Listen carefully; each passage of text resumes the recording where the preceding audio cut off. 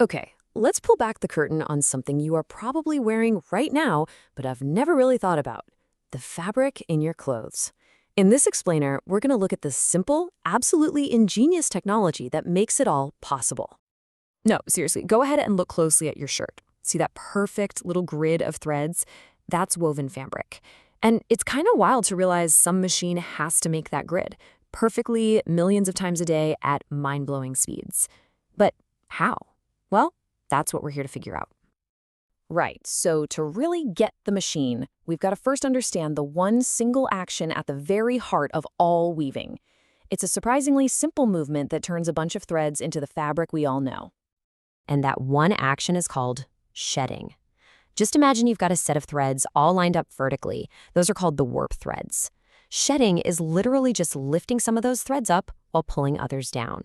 That creates this little triangular tunnel, the shed, for another thread to shoot through sideways. And that's it. Up, down, shoot a thread through. Repeat that over and over, and you've got weaving in a nutshell. Now, what's really cool is how that up and down motion actually happens. For a massive amount of fabric, especially the simple stuff that makes up our t-shirts and jeans, the engine behind that motion is an incredibly simple spring-powered system. And that is the unsung hero we're going to talk about today. So why this system? I mean, why springs? Because in the world of high-speed manufacturing, the simplest solution is very often the best one. Let's dive into why this spring-powered machine became such an industry workhorse. This really lays out its biggest strengths. First off, it's mechanically simple, which means it's cheap to build and even cheaper to maintain. And with fewer moving parts, there's just less that can go wrong, making it super reliable.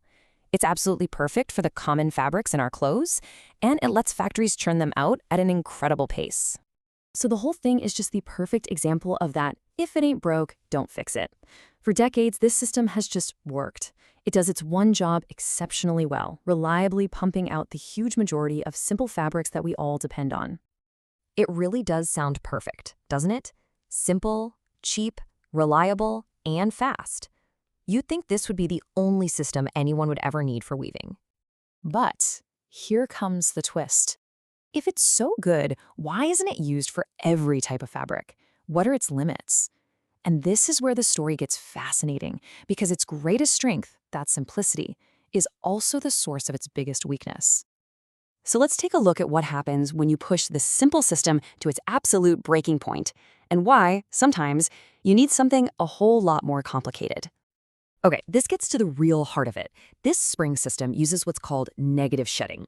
Think of it this way. A mechanism actively pulls the threads up, but to get them back down, it just lets go. It relies on the springs and gravity to snap them back into place. A positive system, on the other hand, uses a mechanism to control both the up and the down motion. It's more complex, for sure, but it gives you way more control.